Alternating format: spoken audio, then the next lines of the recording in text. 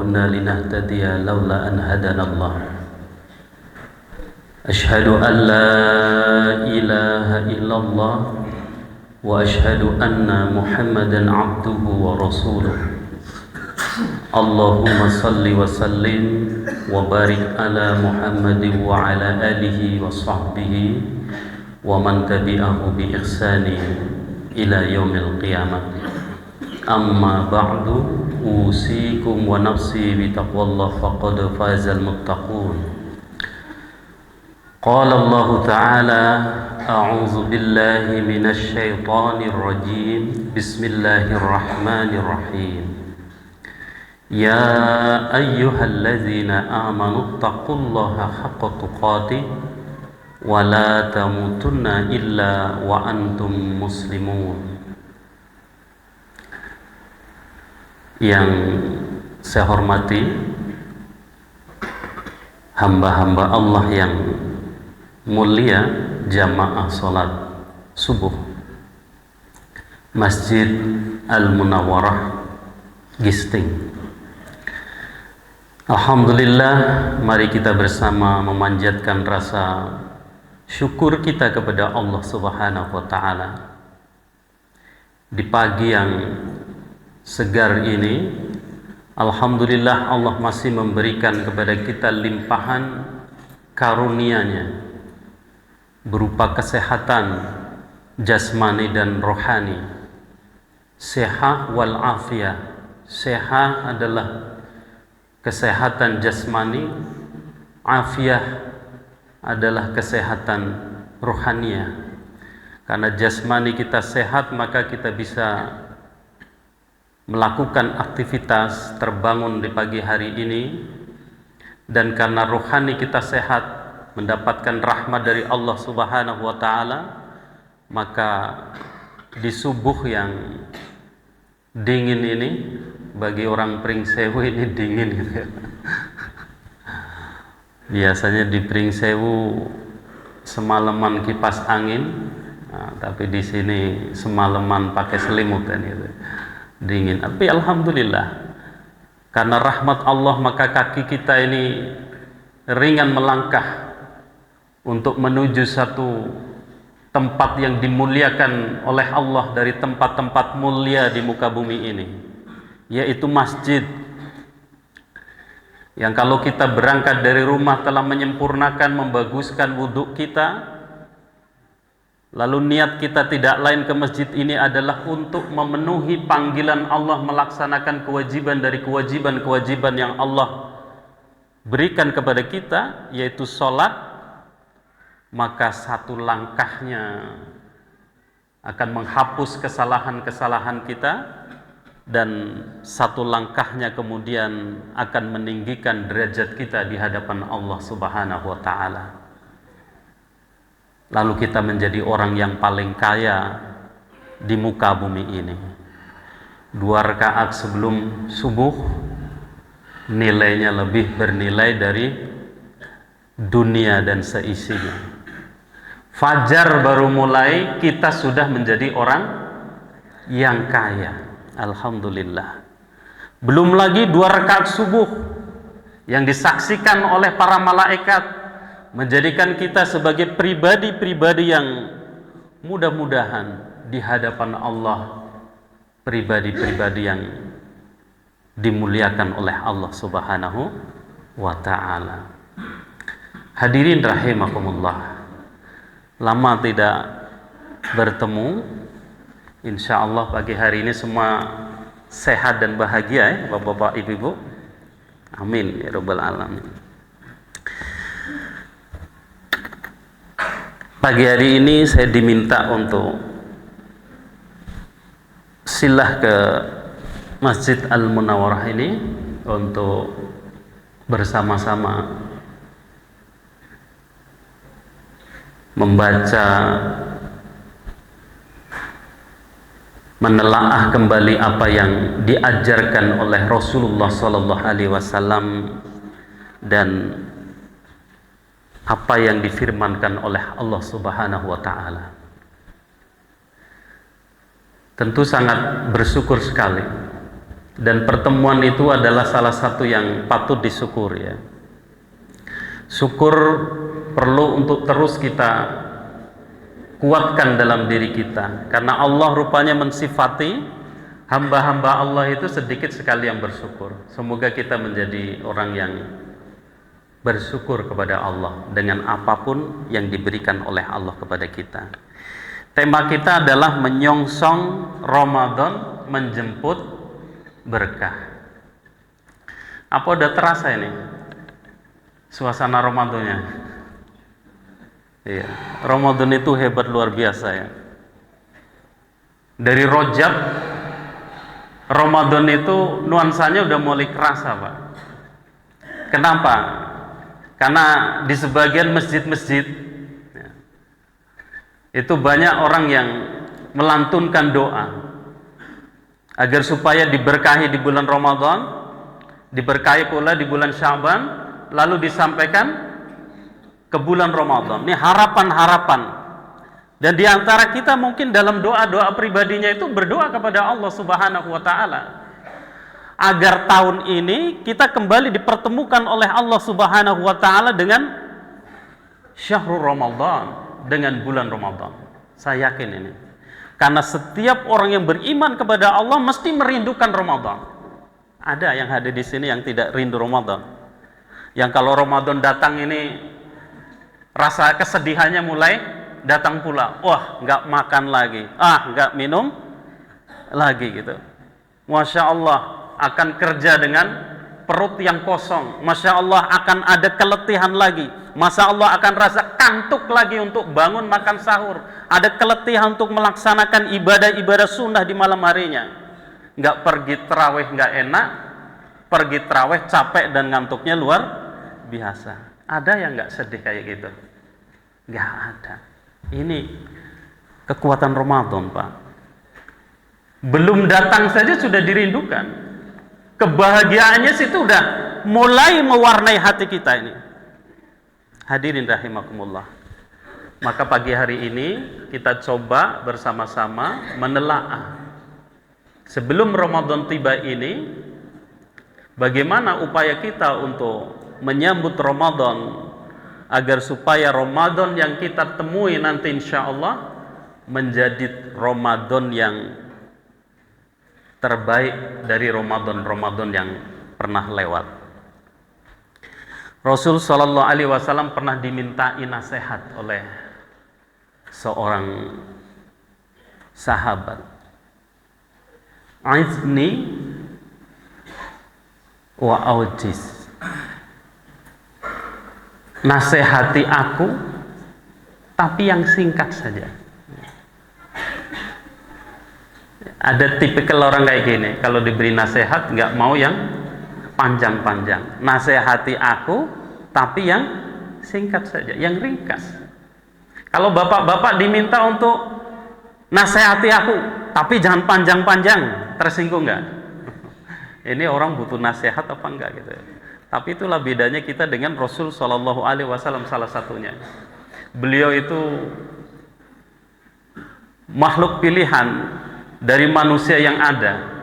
Maka menghadapi tipikal manusia seperti apapun, dada beliau adalah dada yang paling lebar di antara manusia yang hidup. Dikatakan oleh Rasul Shallallahu Alaihi Wasallam kepada orang ini, salah satunya apa?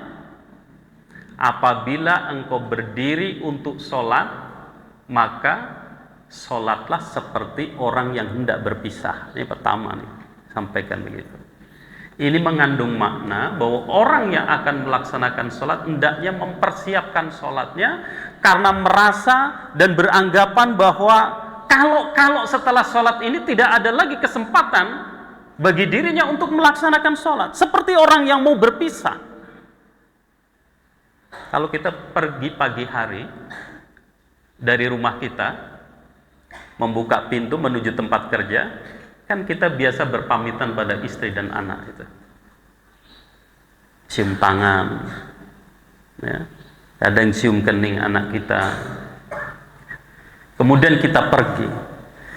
Tapi jabat tangan itu, cium kening itu, lalu kita pergi ke tempat kerja, ya rasanya istimewa. Tapi karena itu adalah kebiasaan, ya mengalir begitu saja. Dan kita ketika berangkat kerja itu seolah-olah meyakini bahwa nanti kita ini akan bisa pulang kerja dengan selamat. Walaupun itu nggak ada jaminan sebenarnya ya. Keluar rumah banyak yang kemudian dipanggil oleh Allah Subhanahu wa ta'ala. Ya qadarullah, terjadi sesuatu yang membuat dirinya sampai pada ajalnya. Tapi secara umum begitu. Ke sekolah kita yakin nih mau pulang, ke rumah sakit yakin nanti sore mau pulang, sehingga jabat tangan kita, cium keningnya, mungkin sedikit pelukan itu ya biasa begitu.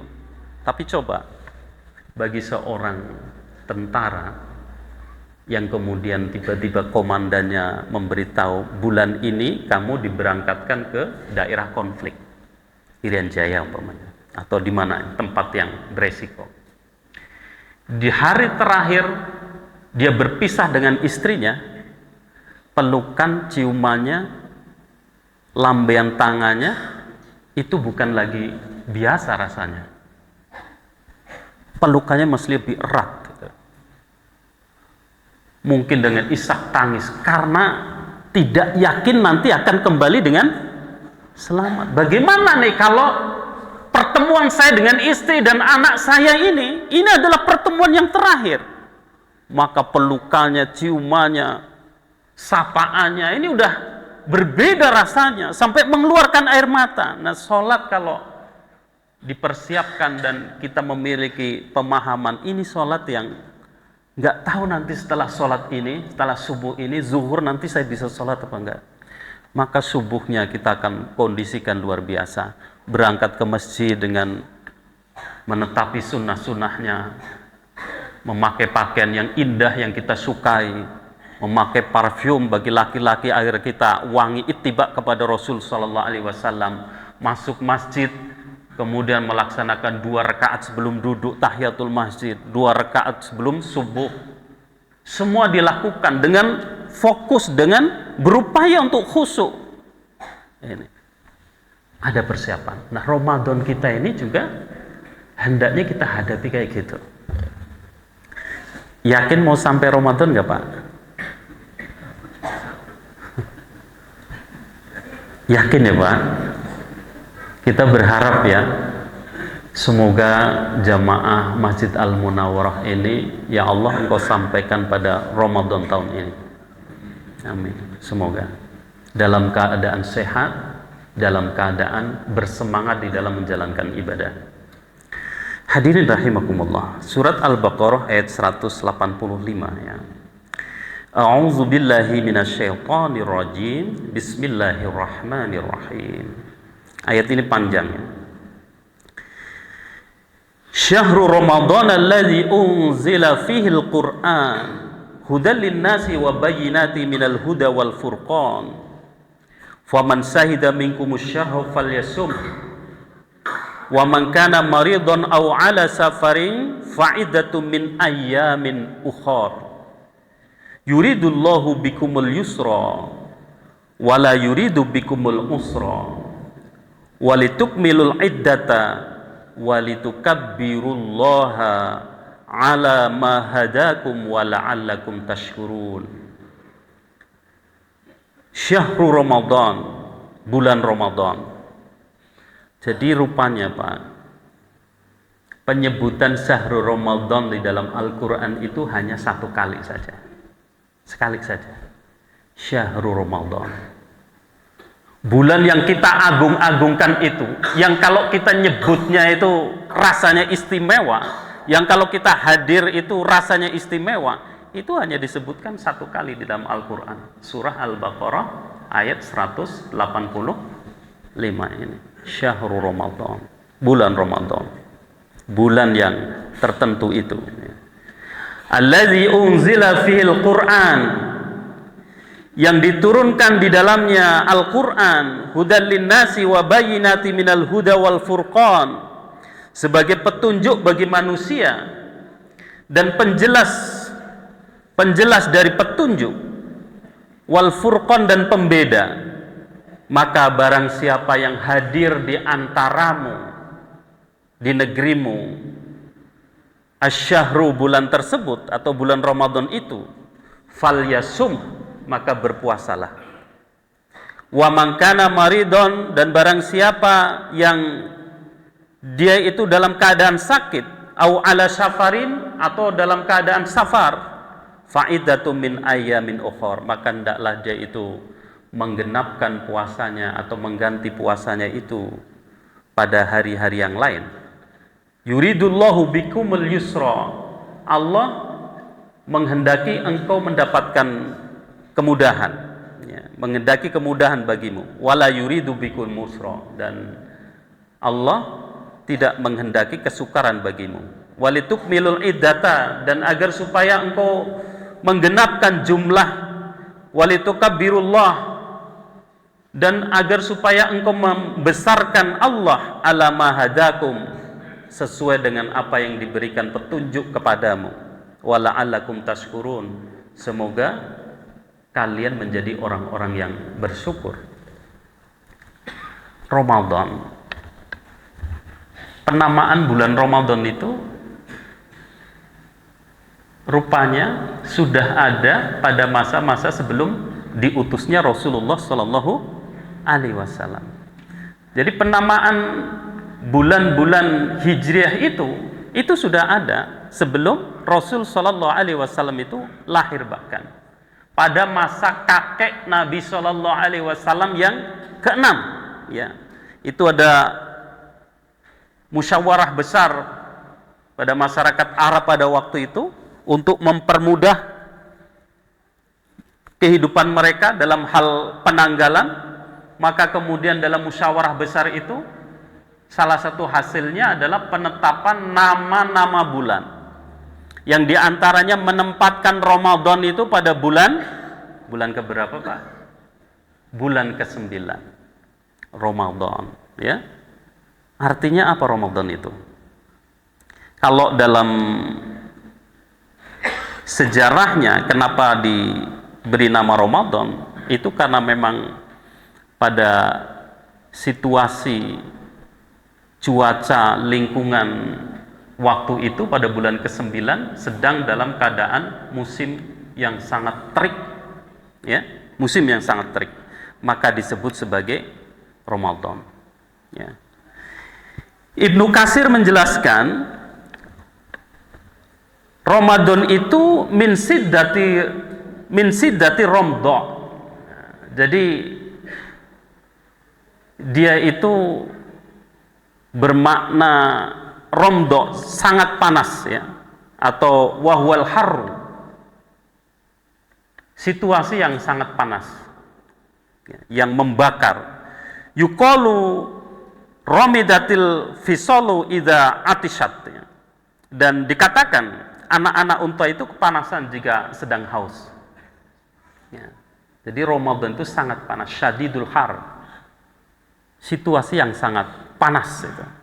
Kalau itu berkaitan dengan sejarah penamaan Ramadan, dikaitkan dengan cuaca lingkungan pada di mana nama itu diambil, itu berkaitan dengan itu.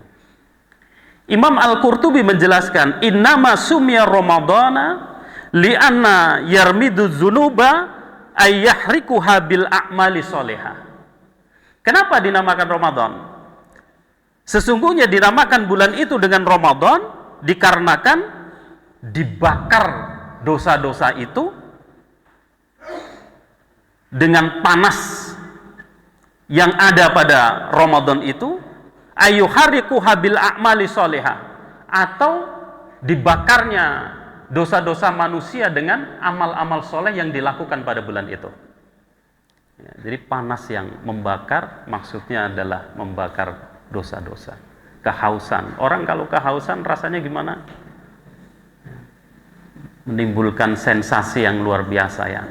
Jadi hausnya orang puasa itu membakar dosa-dosa. Amal-amal yang dilakukan oleh orang yang berpuasa pada bulan Ramadan itu juga membakar dosa-dosa. Ini makna yang spiritualitasnya ada. Hadirin rahimakumullah. Maka Ramadan ini sebagai satu bulan yang istimewa perlu kita persiapkan agar supaya kita bisa menyambutnya dengan baik.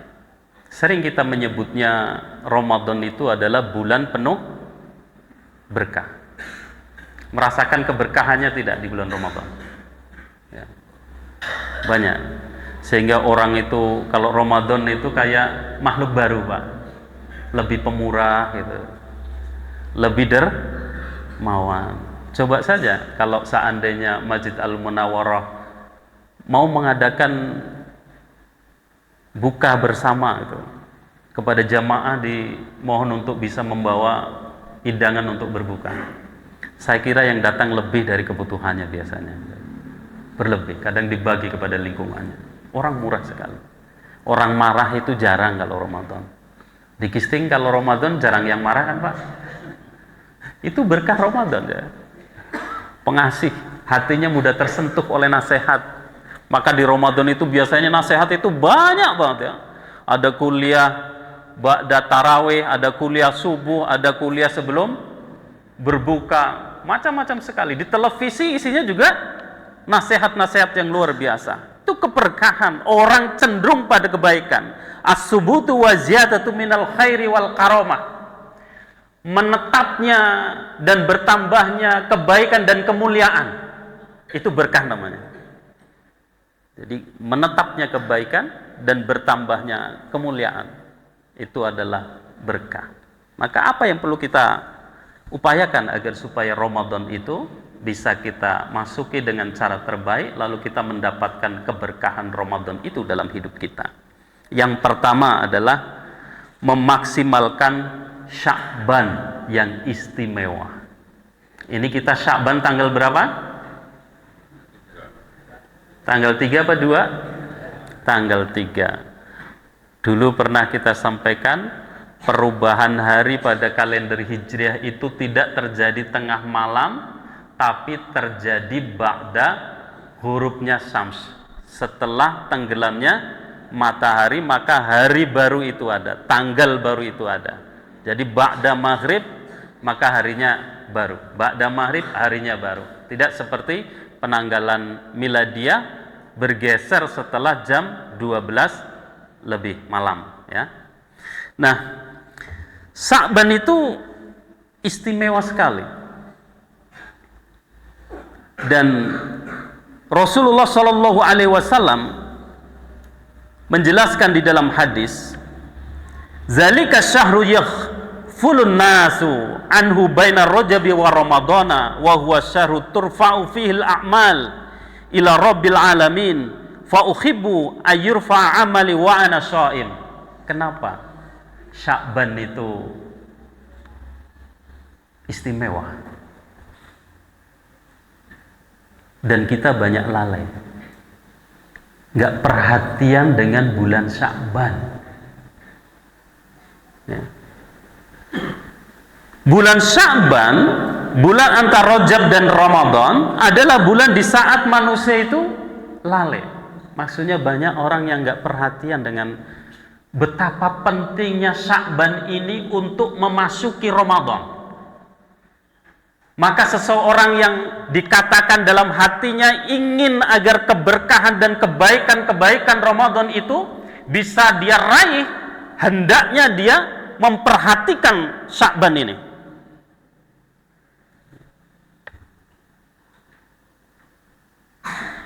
Bulan tersebut adalah turfa'u fihil a'malu ilan nasi rabbil alamin, adalah bulan di mana amal-amal manusia itu diangkat kepada Rabbul Alamin. Fa uhibbu ayurfa amali wa ana sha'im. Dan Rasul SAW mengatakan, dan aku ingin ketika amalku itu diangkat ke Allah Subhanahu wa ta'ala, amalku diangkat aku sedang dalam keadaan berpuasa. Ini karena sahabat bertanya kepada Rasulullah SAW, kenapa engkau kalau bulan Sya'ban itu puasanya lebih, maksudnya puasa sunatnya itu melebihi bulan-bulan yang lain? Rasulullah menjawab begitu, karena bulan Sya'ban itu adalah bulan di mana amal manusia diangkat, dan aku ingin ketika amalku diangkat, aku sedang dalam keadaan berpuasa. Nah, dalam penjelasan hadis itu kan ada beberapa waktu di mana amal kita diangkat ke Allah Subhanahu wa taala. Ya. Waktu asyar dan waktu subuh. Ya, maka suruh dijaga tuh asyar, supaya ketika malaikat bergantian, lalu yang siang sampai fajar sampai asyar ini menghadap Allah, ketika ditanya oleh Allah, dia mengatakan, aku tinggalkan si fulan dalam keadaan sedang sholat asyar. Ya. Kalau asyar bermaksiat, Masya Allah, ketika malaikat itu ditanya oleh Allah, sedang ngapain tuh si fulan? Sedang melakukan kemaksiatan, celaka. Ya. Di antaranya adalah Sya'ban ini. Kalau Sya'ban amal kita diangkat, lalu Allah menerima berita bahwa si fulan ini sedang shaim, maka langkah mulianya hamba Allah ini. Rasulullah sallallahu alaihi wasallam aja merindukan hal ini. Hal ini di hadis ini derajatnya adalah hasan. Ya. Jadi ketika ditanya bagaimana cara kita mengistimewakan bulan Sya'ban, yang pertama adalah memperbanyak puasa. Nah, ini puasa itu bukan puasa Sya'ban, Pak, tapi puasa sunat. Bukan spesifik puasa Sya'ban, tapi puasa sunat. Ya. Aisyah radhiyallahu anha menjelaskan, fama ra'aitu Rasulullah sallallahu alaihi wasallam istikmala siyama syahrin ila ramadhana. Aku tidak melihat Rasul sallallahu alaihi wasallam menyempurnakan puasa sebulan penuh kecuali pada bulan Ramadan.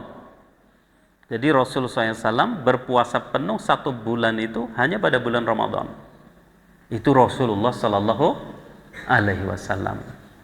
Nah, kalau kita ini ada yang berpuasa tiap bulannya penuh gitu ya, hebat nggak berarti itu? Saya ini kalau puasa Pak sebulan penuh gitu, kayaknya luar biasa. Tapi itu menyelisihi Rasulullah Sallallahu Alaihi Wasallam.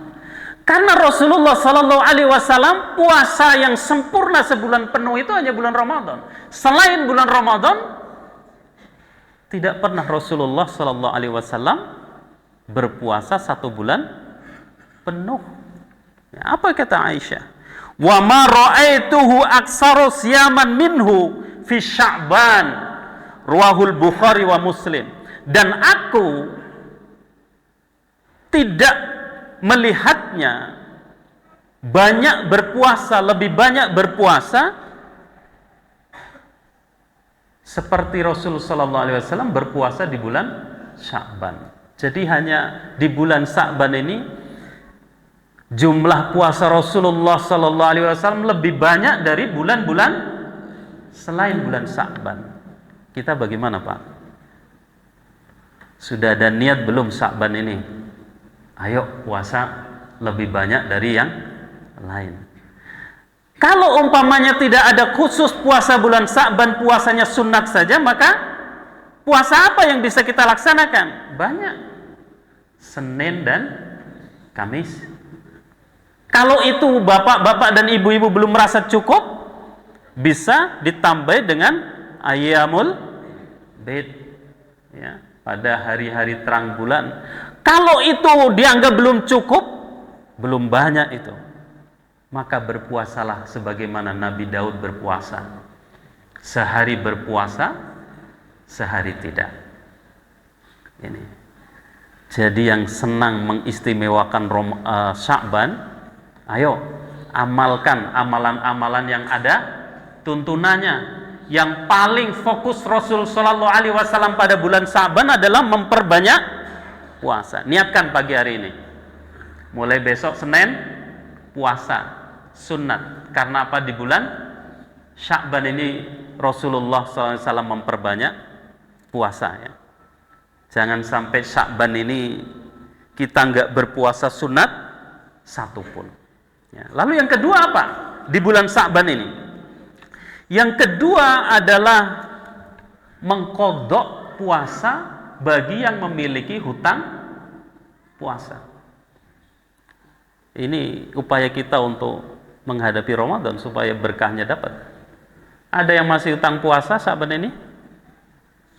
Ya, semoga tidak. Kalau bapak-bapak insya Allah enggak. Tapi kalau ibu-ibu biasanya masih ada. Sudah lunas semua bu utangnya? Insya Allah. Insya Allah ya.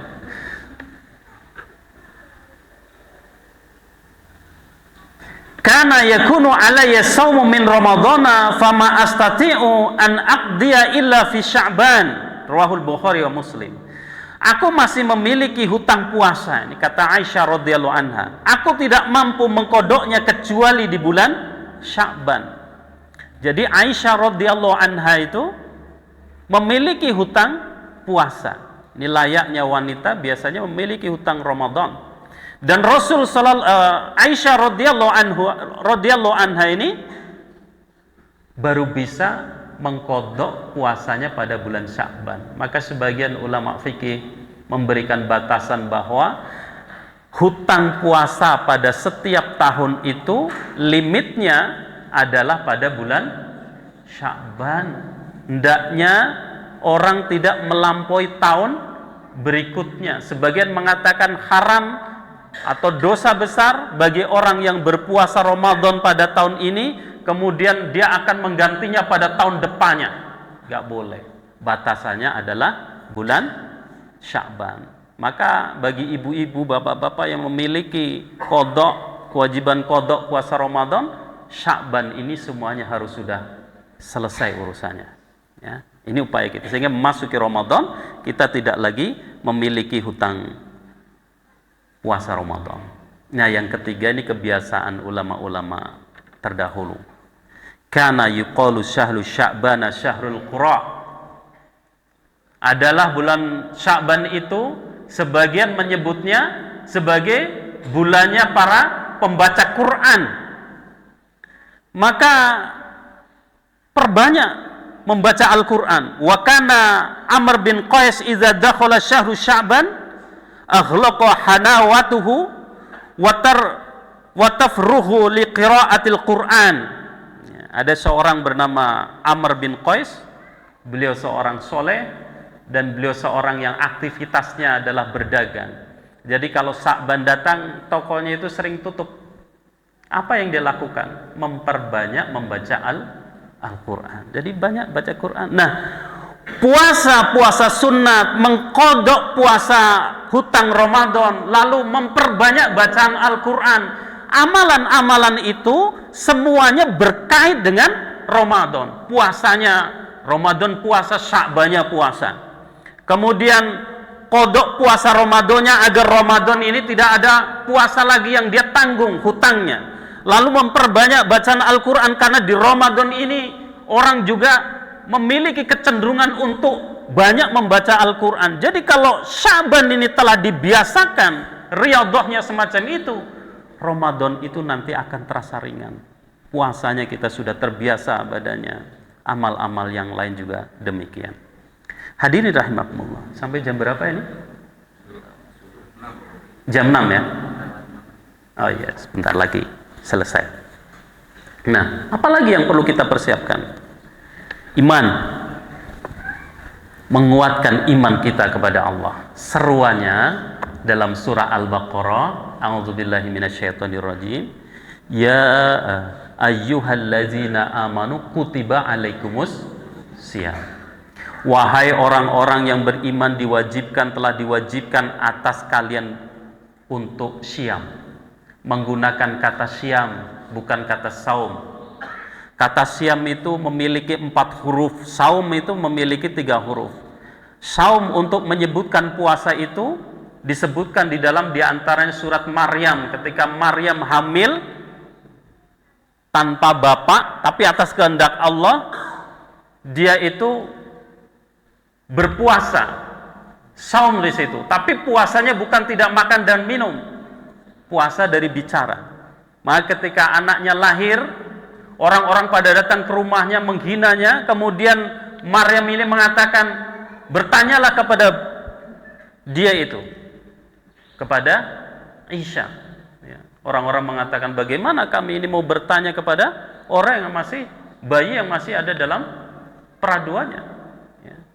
Puasa dari bicara, saum. Siam ini kalau dalam kaidah bahasa, bertambahnya huruf itu menambah makna. Jadi ada makna yang banyak dalam siam yang diwajibkan pada bulan Ramadan ini. Banyak sekali. Maka panggilan yang besar ini hendaknya kita siapkan dengan apa? Menguatkan iman. Iman yang apa? Iman yang bersih, iman yang kukuh, yang tidak dicampuri dengan kezaliman dan kesyirikan pada Allah Subhanahu wa taala.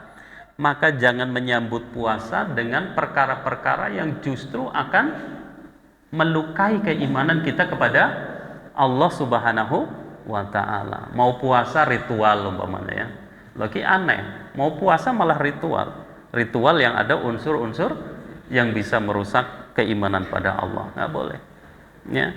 Bagaimana dengan adat istiadat yang ada? Selama adat itu tidak bertentangan dengan syariat, dengan akidah, ya boleh dijalankan. Tapi kalau bertentangan atau menyelisihi, maka hendaknya ditinggalkan. Ada yang biasa kalau Ramadan itu ngantri makanan ke tempat orang tuanya, ada nggak? Ini awal puasa nih, untuk bekti sama orang tua, diantri makanan. Dulu itu jalan ya, sekarang enggak. Nah, yang kayak gitu menyelisihi syariat enggak kira-kira? Kalau enggak bisa diteruskan. Tapi padusan kalau di Jawa ya, padusan itu apa? Kalau karena mau Ramadan, maka orang mandi untuk menyambut Ramadan, dan uniknya mandinya itu di pemandian umum. Di situ bercampur laki-laki dan perempuan mandi bareng-bareng, walaupun tertutup dengan baju, tapi tetap aurat itu terdedah. Ya, walaupun mungkin beradu punggung, tapi tetap ikhtilat jadi satu di situ. Ini tentu nggak sesuai dengan syariat, tidak jadi tinggalkan. Ya, pelihara iman dengan baik agar supaya kekuatan kita menghadapi Ramadan luar biasa. Kemudian yang ketiga, tafaqquh fid din, ya, memperdalam pengetahuan tentang agama. Orang kalau mau nikah itu Pak, itu ada namanya bimbingan perkawinan, agar orang yang belum pernah mengecap dunia rumah tangga itu ngerti sedikit tentang pernikahan. Jadi ada pembekalan pengetahuan. Nah, Ramadan pun begitu. Mungkin banyak yang sudah kita ketahui tentang Ramadan, tetapi itu perlu untuk dikuatkan lagi. Ya, di antaranya apa? Pahamilah bahwa Ramadan itu adalah di dalamnya ada ibadah yang agung yang namanya puasa. Ya. Hadis Bukhari Muslim mengatakan, kullu amal ibni adam lahu illa syam fa innahu li wa ana ajzibih. Seluruh amal anak Adam itu untuk dirinya, tapi puasa itu untukku dan aku yang akan membalasnya. Loh, bukannya seluruh amal ibadah itu dibalas oleh Allah? Iya, tapi kenapa puasa itu disebut sebagai li wa azibih? Itu untukku dan aku yang akan membalasnya. Ini luar biasanya Pak. Pertama karena puasa itu sulit sekali dimasuki oleh riya. Ibadah khusus sulit dimasuki oleh riya. Orang puasa kan nggak kelihatan ya Pak. Sulit dibedakan. Kadang yang puasa seperti nggak puasa, orang yang nggak puasa seperti puasa.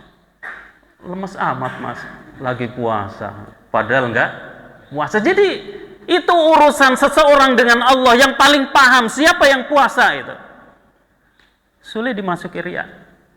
Nggak kayak orang sholat kelihatan jasadnya dia sholat. Apalagi jadi imam, suaranya kedengaran oleh makmum, mudah nggak dimasuki riya? Kalau nggak kuat mudah. Orang haji, orang umroh mudah riya apa enggak? Haji mudah riya apa enggak? Mudah. Karena apa? Semua orang tahu dari awalnya saja sudah gelar pengajian besar ya. Kemudian di sana Masya Allah zaman sekarang, umrah zaman sekarang, orang lagi pegang Ka'bah tangannya yang satu pegang sambil nangis, sambil ya Allah, Allahu Akbar, ya labbaik, Masya Allah itu.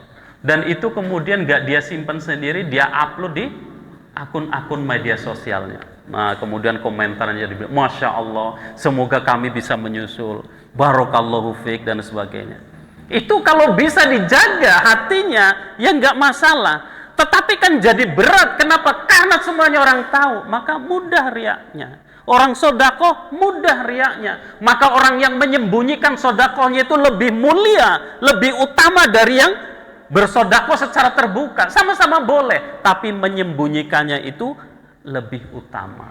Mudah riak. Nah puasa ini sulit dimasukin riak. Ya. Kemudian yang kedua, maksud azibi, aku yang membalasnya itu adalah Allah yang mengerti kadar berapa besarnya pahala yang Allah berikan kepada orang yang berpuasa. Sholat jamaah berapa kali lipat? 27 kali lipat daripada sholat sendirian. Ketahuan nggak besar pahalanya? Ketahuan. Jenengan takziah, kalau tidak ikut mengantar ke kubur, pahalanya 1 kirot. Kalau sampai ke kubur, pahalanya 2 kirot. Ketika Rasul Sallallahu Alaihi Wasallam ditanya 1 kirot itu berapa besarnya, seperti bukit Uhud. Berarti kalau ngantar jenazah sampai kuburan, ikut sholatnya, ngantar sampai kuburan, dapat pahala seperti besarnya 2 bukit Uhud. Ketahuan nggak jumlahnya? Ketahuan. Tapi puasa ini nggak ketahuan berapa sih besarnya orang puasa itu pahalanya. Nah tapi kita spill ya gambarannya. Di surga itu ada pintu surga. Pintu surga itu sebagian dalam riwayat mengatakan 8 pintu surga. Ada pintu khusus yang Allah buat di surga, namanya pintu apa Pak? Royan. Pintu surga itu nggak seperti pintu rumah kita. Luasnya disebutkan oleh Rasulullah, Mekah sampai Hajar, kota itu. Atau Mekah sampai Busra. Yang kalau diukur antara jarak kedua kota ini diambil garis dari Mekah, ini sama. Jaraknya 1.200 km. Masya Allah. Bagian kanan dan kiri pintu surga itu, satu pintunya itu 1.200 km. Jarak dari Gisting kemana itu Pak? Itu lebar pintunya. Dan ada pintu khusus namanya Royan yang akan disediakan untuk orang-orang yang puasa. Maksud orang-orang yang puasa itu yang seperti apa? Orang-orang yang puasa Ramadan dengan puasa yang baik di bulan Ramadan. Itu akan masuk pintu situ. Tidak ada yang bisa memasuki pintu itu kecuali orang berpuasa. Itu salah satunya saja disepil seperti itu. Mau enggak nih masuk pintu Royan?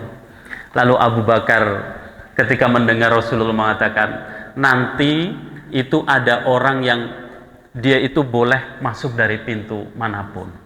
Abu Bakar radhiyallahu anhu tanya, siapa itu ya Rasulullah? Masya Allah, jawabannya kok nyenengi banget itu Pak. Kamu wahai Abu Bakar. Abu Bakar Siddiq boleh masuk dari pintu manapun yang dikehendaki oleh beliau. Kemudian Ramadan itu kesempatan untuk memperoleh ampunan lebih luas daripada bulan-bulan yang lain. Ini kita harus paham supaya semangat di Ramadan. Di siang harinya Allah buka kesempatan selebar-lebarnya, di malam harinya Allah buka kesempatan selebar-lebarnya hamba-hamba Allah untuk memperoleh ampunan Allah Subhanahu wa taala. Bunyi hadisnya begini. Yang pertama nih, man shoma ramadhana imanan wahtisaban ghufirallahu ma taqaddama min dzanbi. Siapa orangnya yang berpuasa shoma ramadhana di bulan Ramadan, imanan dengan keimanan wahtisaban dan ikhtisab, ghufirallahu maka diampuni baginya dosanya yang telah dilakukan di waktu-waktu yang lalu. Puasa itu siang hari apa malam hari? siang hari. Jadi siang hari selama puasa itu kesempatan orang mendapatkan ampunan Allah itu luar biasa luasnya.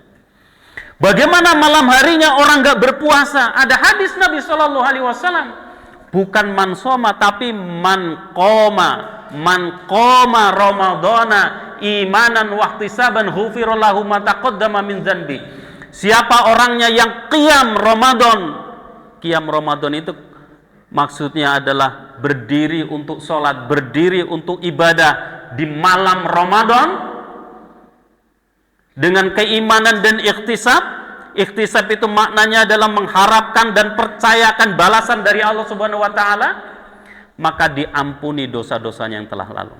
Maka puasa Ramadan itu siang hari ampunan pintunya terbuka luas. Malam harinya dengan qiyam kita, atau kalau dalam penjelasannya al-qiyamu at-tahajjud, ya, wa qiyamu fil ashri, qiyam dengan tahajud atau qiyamul lail, atau qiyam pada 10 hari yang terakhir dengan i'tikaf. Itu asbabu, menjadi sebab min asbabil, dari sebab apa? Diingkarinya atau diampuninya kesalahan-kesalahan seseorang. Nah, maka pemahaman kita tentang pengetahuan tentang Ramadan ini mudah-mudahan akan menjadikan kita bersemangat. Kemudian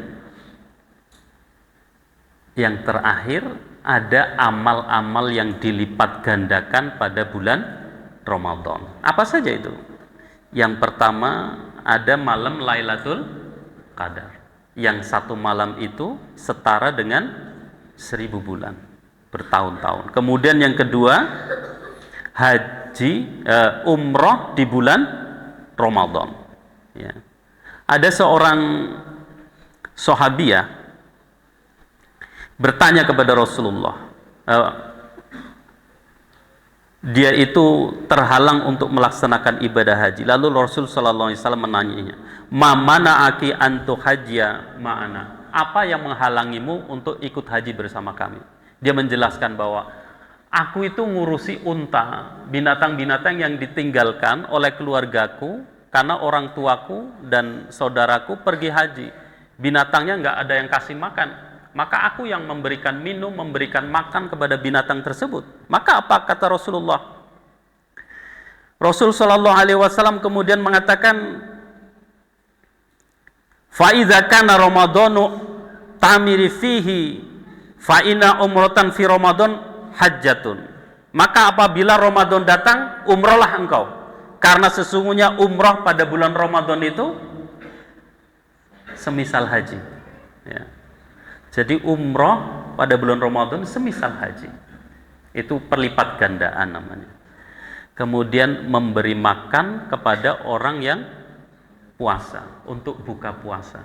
Itu seseorang akan mendapatkan pahala puasanya dan akan mendapatkan pahala orang yang diberi buka tanpa menguranginya. Jadi banyak sekali keutamaan-keutamaan Ramadan yang harus kita pahami supaya kita bersemangat. Itu semua adalah upaya kita untuk bisa memasuki Ramadan dengan semangat terbaik, dengan kondisi terbaik, sehingga Ramadan itu bisa kita masuki dengan semangat yang luar biasa, dengan pengetahuan, lalu amal-amal soleh yang ada di dalamnya bisa kita laksanakan secara maksimal. Semoga Ramadan kita akan menjadi Ramadan yang terbaik yang kita temui dari Ramadan-Ramadan yang pernah kita temui. Hadirin rahimakumullah.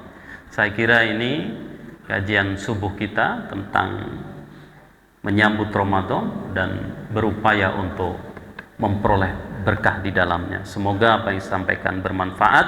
Saya akhiri, billahi taufik wal hidayah. Wassalamualaikum warahmatullahi wabarakatuh.